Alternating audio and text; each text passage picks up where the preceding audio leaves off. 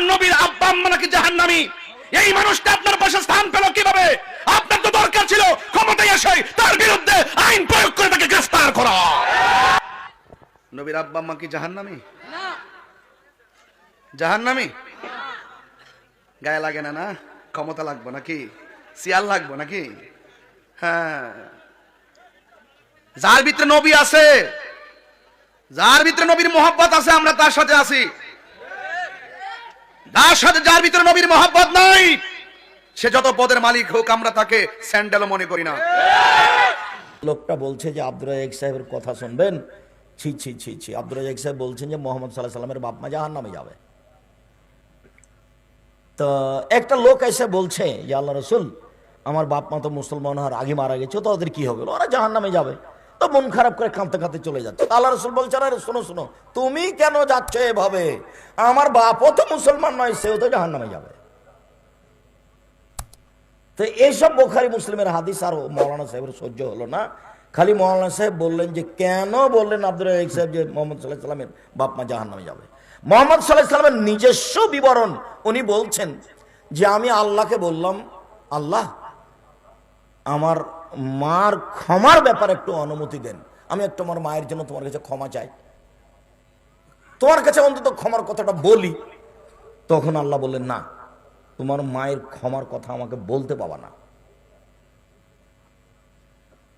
আচ্ছা ঠিক আছে, আমার মায়ের ক্ষমার কথা আমি বলতে পাবো না, মেনে নিলাম। আমার মায়ের কবর জিয়ারত করতে পারি, দেখতে যেতে পারি। তা আল্লাহ বলেন, ঠিক আছে ঠিক আছে ঠিক আছে ঠিক আছে, আপনি আপনার মায়ের কবর দেখতে যেতে পারেন, জিয়ারত করতে যেতে পারেন, ওখানে গিয়ে আমাকে বলতে পারেন না যে আমার মাকে ক্ষমা করো। আসসালামু আলাইকুম ওয়া রাহমাতুল্লাহ। প্রিয় দিনী ভাই বোনেরা, আপনারা দেখলেন গিয়াসউদ্দিন তাহেরি গায়ের জোরে আব্দুর রাজ্জাক বিন ইউসুফের বিরুদ্ধে কিছু কথা বললেন। অপরদিকে আব্দুর রাজ্জাক বিন ইউসুফ দুইটা দলিল পেশ করেছেন। আমরা প্রথমে হাদিস দুটা দেখব যে এই ব্যাপারে হাদিসে রাসূল সাল্লাল্লাহু আলাইহি ওয়াসাল্লাম কি বলেছেন, তার পিতামাতা কি জান্নাতি না জাহান্নামী। এরপরে আমরা হানাফি আহলে হাদিস বিজ্ঞ কয়েকজন আলেমের মতামত শুনবো, তারা কি বলেন রাসূল সাল্লাল্লাহু আলাইহি ওয়াসাল্লামের পিতামাতার ব্যাপারে, তারা কি বলেন আমরা শুনবো। প্রথমে আপনারা যদি লক্ষ্য করেন, রাসূল সাল্লাল্লাহু আলাইহি ওয়াসাল্লাম পিতামাতার জাহান্নামী হওয়ার বিষয়টি স্পষ্ট সহিহ হাদিস দ্বারা প্রমাণিত। আনাস রাদিয়াল্লাহু তাআলা হতে বর্ণিত, জনৈক ব্যক্তি রাসূল সাল্লাল্লাহু আলাইহি ওয়াসাল্লামের নিকটে আরজ করলো, হে আল্লাহর রাসূল, আমার পিতামাতা কোথায়? রাসূল সাল্লাল্লাহু আলাইহি ওয়াসাল্লাম বললেন, তোমার পিতামাতা জাহান্নামে। একথা শ্রবণ করে লোকটি দুঃখিত হয়ে ফিরে যাচ্ছিল। তখন রাসূল সাল্লাল্লাহু আলাইহি ওয়াসাল্লাম তাকে সান্ত্বনা দেওয়ার জন্য বললেন, আমার পিতা তোমার পিতা উভয়ই জাহান্নামী। সহিহ মুসলিম 203 নম্বর হাদিস, আবু দাউদ 3949 নম্বর হাদিস, সিলসিলায়ে সহিহার 2552 নম্বর হাদিস। দেখেন, তিনটা হাদিস গ্রন্থে হাদিসটাতে রয়েছে।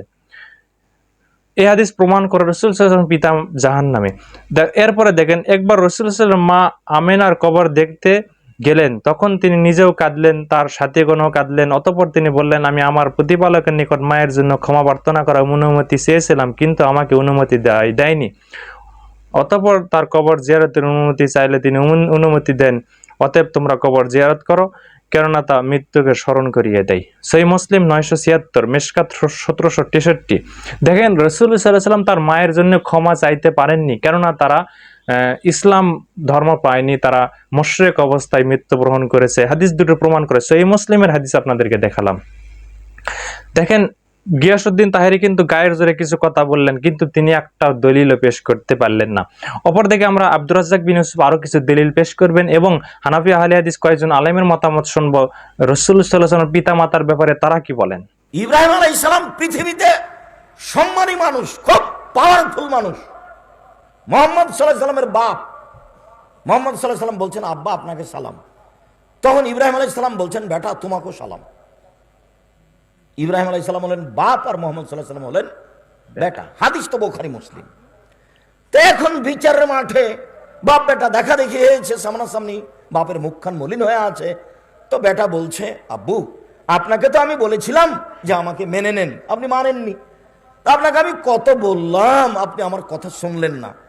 তখন বাপে বলছে, বেটা আজকে তুমি যেটা বলবে সেটা মেনে নিব। বিচারের মাঠে ইব্রাহিমের বাপ কি বলছে?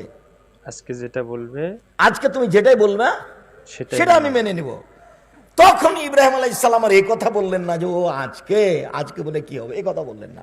এখন চট করে বাপ এটুকু বলতেই ইব্রাহিম আলাইহিস সালাম আল্লাহকে বলছেন, আল্লাহুম্মা ইন্নাকা ওয়াদানি, আল্লাহ তুখজিনি, ইয়াউমুল কিয়ামা। তুমি আমার সাথে ওয়াদা করেছ যে ইব্রাহিম তোমাকে আমি বিচারের মাঠে অপমান করব না, আমি জাহান্নামে যাব, আমার বাপ, আমি জান্নাতে যাব, আমার বাপ জাহান্নামে যাবে, এর চেয়ে বড় অপমান কি হতে পারে? কি হতে পারে? তুমি আমার সাথে ওয়াদা করেছো ইব্রাহিম তোমাকে আমি বিচারের মাঠে অপমান করব না, তো আমার বাপ জাহান্নামে যাবে আর আমি জান্নাতে যাব, এর চেয়ে বড় অপমান কি হতে পারে? তখন আল্লাহ বলছেন, ইব্রাহিম যে আমার নবীকে মানেনি তাকে আমি জান্নাতে দেব না। তো তোমার বাপ আমার নবী ইব্রাহিমকে মানেনি, অতএব তোমার বাপকে আমি জান্নাতে দিব না। চট করে তার বাপকে গুহি সাপে পরিণত করা হলো, বেজি সাপে, তারপর তার পা ধরে জাহান্নামে নিক্ষেপ করা হলো। ইব্রাহিম আলাইহিস সালাম নিক্ষেপ করলেন না কে করলেন বাকি সেটুকু অস্পষ্ট করা হলো। যাক, হাদিস বুখারী মুসলিম। বলতে চাইলাম এ অংশে এসে যে লা ইলাহা ইল্লাল্লাহ ছাড়া ক্ষমতা প্রয়োগ করা যাবে না, তো ইব্রাহিম আলাইহিস সালামের বাপও জাহান্নামে, মুহাম্মদ সাল্লাল্লাহু আলাইহি ওয়াসাল্লামের বাপে জাহান্নামে, এইসব হাদিস প্রমাণ করে। এরপরেও হুজুর খেপে গেল যে হুজুর বলছে হ্যাঁ মুহাম্মদ সাল্লাল্লাহু আলাইহি ওয়াসাল্লামের বাপ মা কবরে ইসলাম গ্রহণ করেছে, তাহলে কি আব্দুল কাদের জিলানীর মতোই হলো? আব্দুল কাদের জিলানী মায়ের পেটে 25 পারা কোরআন মুখস্থ করেছে। তারপর বক্তা বলছে ফাজল মাদ্রাসা, নগর মাদ্রাসা, বগুড়া, বক্তা হলো ডক্টর, তো নামে আমি বলছি না, এখন ডক্টর সাহেব বলছেন নগর বগুড়া মাদ্রাসায় যে আব্দুল কাদের জেলানির বাড়িতে একটা ফকির ভিক্ষা চাইতে এসেছে, তো আব্দুল কাদের জেলানির মা ভিক্ষা দিতে গেছে, তো মহিলা মানুষকে দেখে ফকির আকৃষ্ট হয়ে গেছে। তখন আব্দুল কাদের জেলানি পেটে ছিল, পেট থেকে বুঝতে পারলো যে আমার মায়ের উপরে সে বদনজর দিয়েছে, তখন মন খারাপ করে আব্দুল কাদের জেলানি বাঘের আকৃতিতে বের হলো, বাঘের আকৃতিতে বেরিয়ে ফকিরকে থাবা দিয়ে মেরে দিল। বক্তাতে এভাবে বলে চলে গেল, জনগণ তো আর কিছু বললো না। জনগণ যদি জিজ্ঞাসা করতে, হুজুর থামেন 1 মিনিট, হুজুর উনি তো বের হয়ে এসছেন বাঘের আকৃতিতে, এখন পেটে যাবেন কিভাবে? জনগণ তো আর বুঝতে চায় না। বক্তৃতার জগৎ শতকরা 95 জন বক্তা মৃত্যু, আমার 33 বছরের অভিজ্ঞতা, শতকরা 98 জন মুফাসসির মৃত্যু। মুখ দেখলে আমি বুঝতে পারি কি অবস্থা হতে পারে। আমার এই মাঠকে তলিয়ে তন্ন তন্ন করে দেখা আছে। মুহাম্মদ সাল্লাল্লাহু আলাইহি ওয়াসাল্লামের পিতা জান্নাতি হলে আমার তো অসুবিধা ছিল? আমার কোনো কষ্ট আছে? আমার কোনো কষ্ট? আমার তো শান্তি। নবীর বাবা জান্নাতে যাক, নবীর দাদাও জান্নাতে যাক, নবীর পরদাদাও জান্নাতে যাক, এবং সব মানুষ জান্নাতে যাক, আমার ক্ষতি আছে? কিন্তু সমস্যা হচ্ছে কি জানেন, দলিল বলতেছে উল্টাটা। দলিল বলতেছে উল্টাটা। দলিল কি? সহিহ হাদিসে আসছে রাসূলুল্লাহ সাল্লাল্লাহু আলাইহি ওয়াসাল্লাম তার কাছে এক সাহাবী এসে বললেন, ইয়া রাসূলুল্লাহ আইনা আবি, আমার পিতা কোথায়? তখন তিনি বলেছেন জাহান্নামে। লোকটা চলে যাচ্ছিল কাঁদতে কাঁদতে, লোকটা চলে যাচ্ছে জানতে জানতে, রাসূল ডেকে আনলে বলে, শোনো, আবি ও আবু কাফিনা, আমার পিতাও জাহান্নামী, তোমার পিতাও জাহান্নামী। মুসলিমের রাওয়ায়াত। আমি কি করবো? সহিহ মুসলিম বিশ্বাস করবেন তো? এখন যারা বলে যে না এখানে তো তার চাচার কথা বলা হয়েছে, দেখছেন কি আপনার বদলাচ্ছে, মানে নিজের মন মতো করে ব্যাখ্যা করতেছে। কেন? ওনার বাপের জানাতে দিতে হবে, এই জন্য। সোজা কথাই বলেন না কেন, সমস্যা কি? তার বাপে ইমান উঠছিল, আমাদের কাছে কোনো প্রমাণ নাই। যদি জাহান্নামের কথা বলা না থাকতো আমরা বলতাম না, কিন্তু এটাও বলছি, রসুল হাদিসে না থাকলে আমাদের বলার কোনো ক্ষমতা ছিল না। বরং ফাতেমা রাদিয়াল্লাহু আনহা একদিন তিনি জানাজার পিছনে চলেছেন, না জানাজার পিছনে মেয়েদের চলা নিষিদ্ধ, তো তিনি আজ রাসূলুল্লাহ সাল্লাল্লাহু আলাইহি ওয়াসাল্লাম বলেন যে ফাতেমা তুমি কি কবর যদি জাহান্নাম পর্যন্ত ইয়া পর্যন্ত জানাজা দাফন করে যে কবরস্থান পর্যন্ত গিয়ে থাকো, তাহলে তোমার দাদাও জান্নাত দেখতে হবে। তোমার দাদা যেভাবে জান্নাত দেখে নাই তুমি জান্নাত দেখবে না, মানে এরকম হইতো। কঠিন করে বলছেন, এর অর্থ হচ্ছে দাদা জান্নাতে যাবে না, এটা তিনি বুঝেন ভালো করে। এটা হলো বাপের কথা গেল। মায়ের বাপে জান্নাতে যাবে না, এটা তিনি বুঝছেন, বুঝিয়ে দিচ্ছেন, নাতি মেয়েকে বুঝিয়ে দিচ্ছেন। আর মায়ের কথা আসেন, মায়ের কথা মুসলিম শরীফে হাদিসে আসছে যে রাসূলুল্লাহ সাল্লাল্লাহু আলাইহি ওয়াসাল্লাম একদিন তিনি রওনা হলেন তার সাথীদের সাথে, মক্কা থেকে মদিনা আসবে, মদিনা থেকে মক্কা আসবে। আসার পথে আবওয়া নামক জায়গাতে, এখন আবওয়া বিখ্যাত মক্কাতে, আসার পথে পড়ে এখানে মাছ পাওয়া যায়, মাছ খাওয়ার জন্য যায় না, মানে বোঝার জন্য করতেছি। তো সেখানে আবওয়া নামক জায়গাতে যে সেখানে রাসূলুল্লাহ সাল্লাল্লাহু আলাইহি ওয়াসাল্লাম তিনি আসার পরে তার মায়ের কথা মনে হলো। তো রাসূলুল্লাহ সাল্লাল্লাহু আলাইহি ওয়াসাল্লাম তার সাথীদের নিয়ে আসার পথে সেখানে কবর জিয়ারত করতে গেছে, আল্লাহর কাছে ক্ষমা চাইছেন।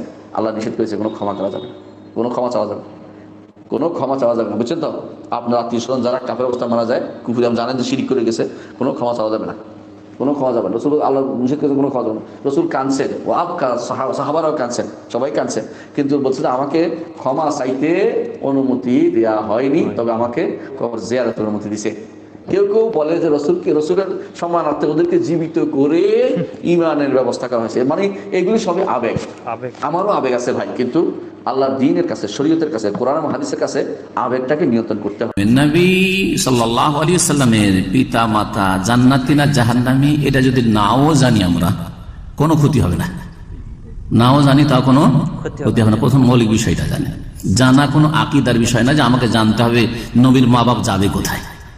আর যদি জেনেই ফেলেন তো এমন যে বিশাল কাজ করে দিলেন না, তবে একটা হাদিস জানলেন, আপনি একটা শরীয়তের হাদিস জানলেন, হাদিসে নবী করিম সাল্লাল্লাহু আলাইহি ওয়াসাল্লাম বলেছেন স্পষ্ট, নবীর পিতামাতা কি মুসলিম ছিলেন? যদি নবীর পিতামাতা মুসলিম থাকবে তাহলে জান্নাতে না জাহান্নামে? হ্যাঁ, এইসব প্রশ্ন কেন উঠবে, তাই না?